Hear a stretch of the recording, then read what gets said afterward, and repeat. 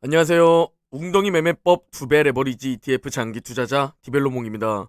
아니 이렇게 단 며칠 만에 우리의 마음이 편안해질 수 있나요? 3월 FOMC에서 금리 인상 후 악재는 여전히 그대로 남아있는 상황에도 8거래일 동안 엄청난 상승을 보여주고 있습니다. 웅줍 가족분들도 마음이 정말 많이 편안해지셨을 텐데요. 오늘 영상은 좀 길더라도 꼭 끝까지 시청해 주셨으면 합니다. 오늘 영상에서 전해드릴 소식은 과거의 차트를 보면 이론적으로는 최저점에서 큰 비중을 매수하면 부자가 될 것 같지만 실제로 하루하루 몸담고 있으면 주가 예측이 불가능한 이유와 어제 연준 위원들의 핵심 발언에 대해 살펴보고 어제 모든 반도체 종목들이 미쳤었습니다.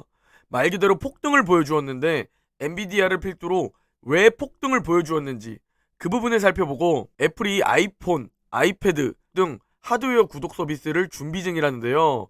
애플은 역시 애플 생태계를 통해 매출을 창출할 분야가 무궁무진하다는 생각입니다. 마지막으로 웅덩이 매매법 QLD, SSO, USD 현재 매수 현황에 대해 설명드리고 오늘 영상 마무리하려고 합니다. 금일 미국 3대 지수는 큰 상승을 보여주었습니다. 전일까지만 해도 유가가 급등하면서 불안감을 보여주었는데요. 유가가 떨어지면서 경기 낙관론이 나왔고 반도체와 기술주들이 강세를 보였습니다. 다우는 1% 상승, 나스닥은 1.9% 상승, S&P 500은 1.4% 상승 마감했습니다. 현재 미국 증시는 3월 FOMC 회의 후 25bp 금리 인상을 발표한 후 지금까지 엄청난 급등을 보여주고 있습니다. 가장 좋은 시나리오는 저 파란 원에서 큰 비중을 매수했던 겁니다. 그러나 우리가 이번 조정장에서 느낀 건 뭔가요? 와 진짜 반토막 하나? 이거 데드캣 바운스 같은데? 실제로 하루하루 몸담고 있으면 절대 최저점을 느낄 수 없다는 겁니다. 그래서 현재 우리는 웅덩이 매매법으로 이 조정장에서 분할 매수를 하고 있는데요.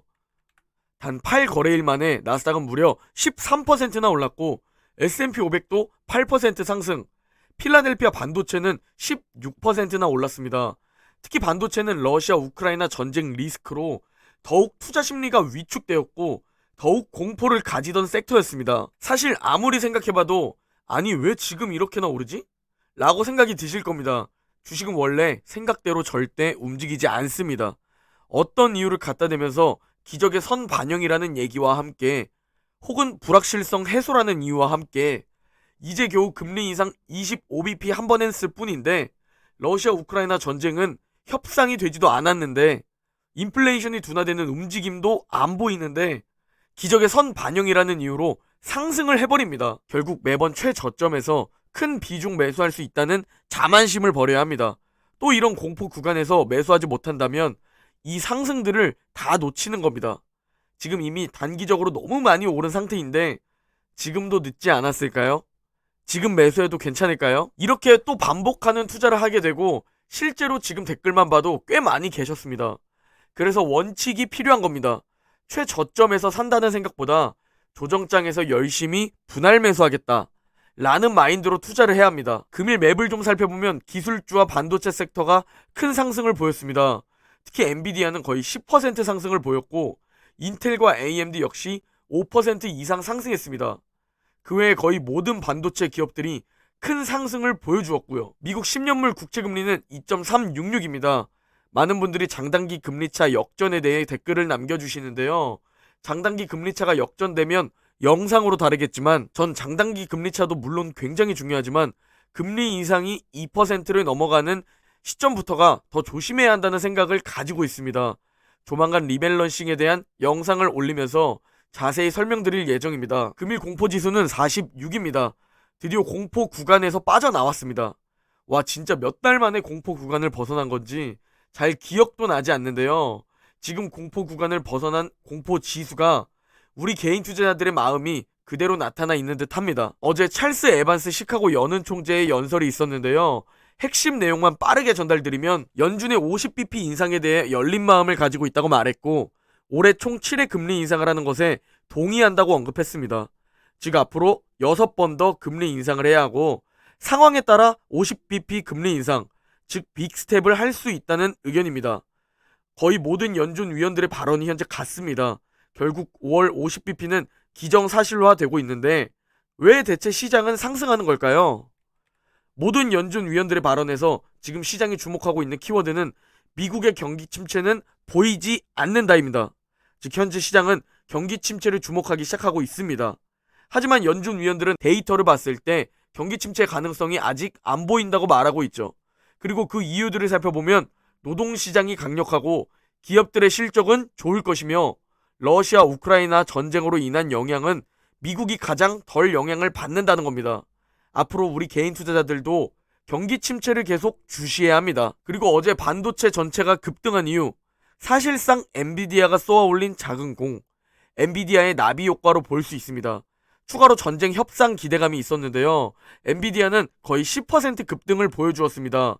필라델피아 반도체 지수는 5%나 급등했죠. 엔비디아의 젠슨 황 CEO는 투자자의 날 행사, 온라인 컨퍼런스를 통해 ARM 네오버스 기반 CPU 그레이스 슈퍼칩을 공개하면서 새로운 영역 진출을 또 선언했고, 엔비디아의 또 중요한 사업 분야인 자율주행 시장에서도 좋은 모습입니다. 비아디와 루시드 그룹을 신규 고객으로 확보했고 이미 25개 이상의 완성차 업체들이 엔비디아의 고객입니다. 그리고 현재 엔비디아가 인텔과 AMD와 다른 점이 뭐냐면 GPU를 가장 효율적으로 활용할 수 있는 방법을 직접적으로 제시를 하고 있습니다. 이게 엔비디아가 사업 분야를 넓힐 수 있는 이유이며 4차 산업혁명과 관련된 거의 모든 분야에 엔비디아가 진출할 수 있는 이유입니다. 프로세서, 완성 시스템, 소프트웨어까지 제공하는 거죠. 화면의 그래프만 봐도 엔비디아의 사업 분야는 4차 산업혁명과 관련이 깊습니다. 자율주행, 게이밍, 하드웨어, AI, 소프트웨어, 메타버스까지 말이죠. 그리고 어제 인텔이 함께 급등한 이유는 엔비디아의 새로운 파운드리 업체로 현재 인텔을 눈여겨보고 있다고 말한 겁니다. 반도체를 장악하려는 미국에게는 좋은 일, 우리의 삼성전자와 대만 TSMC에는 피해를 줄 만한 일이죠. 그리고 우리가 투자하고 있는 반도체 2배 레버리지 USD도 2배 레버리지임에도 불구하고 어제 12%나 급등하는 모습을 보여주었습니다. 제가 USD를 선택한 가장 큰 이유 두 가지입니다. 첫 번째는 모두가 아는 2배 레버리지라는 점, 그리고 두 번째는 USD의 보유 종목 비중입니다. 전 개별 종목으로는 애플, 마이크로소프트, 구글, 테슬라, 엔비디아를 가장 선호한다고 항상 말씀드리고 있습니다. 그리고 향후 언제가 될지 모르겠지만 1, 2위가 바뀐다면 그 기업들은 테슬라나 엔비디아가 아닐까 생각하고 있습니다. 그러나 전 솔직히 통찰력이 부족하기 때문에 그래서 QLD에 굉장히 높은 비중을 투자하고 있고 USD에 적은 비중으로 투자를 시작했죠. 앞으로 4차 산업혁명에서 반도체가 가장 중요하다는 건 모두 알고 있는 사실이니까요. 그리고 현재 점점 커져가는 휴전에 대한 기대감과 슬픈 일이지만 투자자들이 전쟁에 적응한 모습입니다. 결국 과거를 살펴봤을 때 가장 큰 공포는 침공이 시작되었을 때 라는 것을 알 수 있습니다. 물론 다시 하락할 수 있지만 이번에도 과거처럼 우상향을 조금씩 보여주었으면 합니다. 분할 매수하고 있는 우리의 이 매수 경험이 앞으로 단단한 투자 마인드가 되기 위해서 말이죠. 마지막으로 애플의 소식인데요. 애플이 아이폰, 아이패드 등 하드웨어 구독 서비스를 준비하고 있다는 소식입니다. 즉 아이폰을 직접 구매하지 않고 매월 정기 구독료를 내고 소유하는 방식이죠. 빅테크들의 가장 큰 장점은 각자 기업들만의 생태계를 만들어 두고 그 생태계에서 계속 매출을 만들어 갑니다. 구독 서비스가 나오게 되면 향후 애플 매출이 지금보다 더 확대될 겁니다. 결국 빅테크의 매출을 확대하는 방법은 정말 무궁무진하다는 말이 맞는 것 같습니다. 자, 이제 웅덩이 매매법 QLD, SSO, USD 현재 매수 현황에 대해 설명드리려고 합니다. 먼저 나스닥 2배 레버리지 QLD 일봉 차트입니다. QLD도 4차 매수 타이밍 중인 상황인데요. 어제까지 21일차 매수를 완료했습니다. 4차 매수 타이밍은 최대 40거래일로 나누어서 주가가 오르나 내리나 상관없이 매일매일 분할 매수하시면 됩니다. 여러분의 투자금에 따라 매일 2주를 살 수도 있고 3주를 살 수도 있습니다. 현금이 부족하다면 한 주씩 40거래일까지 아니더라도 한 주씩 최대한 오래 매일매일 매수하시면 됩니다. 다음은 S&P 500 2배 레버리지 SSO 일봉 차트입니다. SSO도 QLD와 마찬가지로 이제 4차 매수 타이밍 21일차까지 매수 완료했습니다. 4차 매수 타이밍은 최대 40거래일로 나누어서 매일매일 분할 매수하시면 됩니다. 다음은 반도체 2배 레버리지 USD 일봉 차트입니다. USD는 이미 4차 매수 타이밍 매수 중이었습니다. 어제까지 벌써 39일차 매수를 완료했는데요. USD는 오늘 드디어 41차 매수가 완료되고 4차 매수타이밍 매수가 종료됩니다. 함께 열심히 웅줍하고 계신 분들의 댓글이 정말 많이 달립니다. 앞으로 10년 이상 함께 간다면 몇 배가 되어 있을지 모르지만 저는 남들보다 높은 수익을 볼 수 있다는 강한 확신을 가지고 있습니다. 세종공룡님의 댓글입니다. 4차 매수까지 완전히 따라하면서 드디어 이제 손익분기를 넘어섰습니다.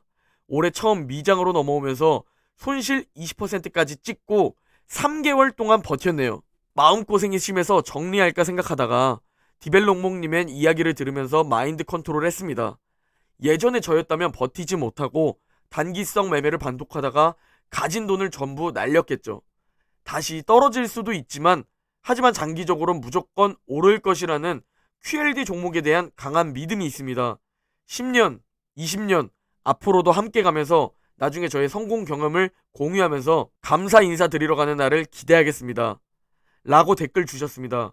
현재 첫 웅덩이 매매법 투자 진입 시기에 따라 아직 양전을 못하신 분들도 계실 테고 수익을 보고 계신 분들도 계실 겁니다.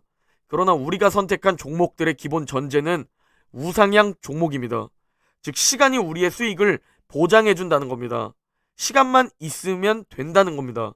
개인 투자자의 가장 큰 무기라고 불리는 시간만 있으면 수익을 볼 수 있다라는 거죠. 증시가 급등을 보여주면서 웅죽 가족분들의 심리가 좋아짐을 느낍니다. 다들 편안해하는 모습을 보니 제 마음도 한결 놓이는데요. 다들 솔직히 심적으로 정말 힘드셨을 텐데 묵묵히 믿고 버텨주셔서 감사하다는 말과 함께 정말 고생 많으셨다는 말을 드리고 싶습니다. 앞으로 10년 이상 함께 가려면 이런 조정장은 언제든 올 수 있다는 것을 이제 인지하고 있어야 하고 더 큰 하락장과 폭락장 역시 언제든 올 수 있다는 것을 인지하고 마음의 준비를 단단히 해두고 있어야 합니다. 강한 투자 마인드를 가지고 시간이라는 무기를 가지고 경제적 자유에 도달하는 극소수가 되는 오를 땐 즐기고 웅덩이에서 줍줍하는 오즐 웅줍 가족분들을 상상해봅니다. 매수는 적금처럼 매도는 부동산처럼 하면서 10년을 함께 버텨봅시다.